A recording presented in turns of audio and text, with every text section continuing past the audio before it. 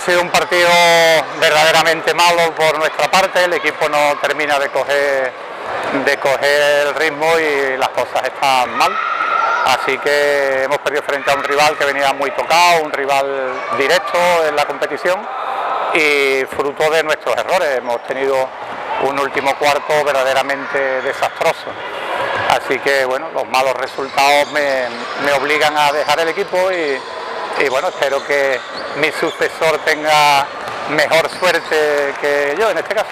O sea, ¿estás diciendo que presentas la división? Sí, yo no voy a seguir con el equipo.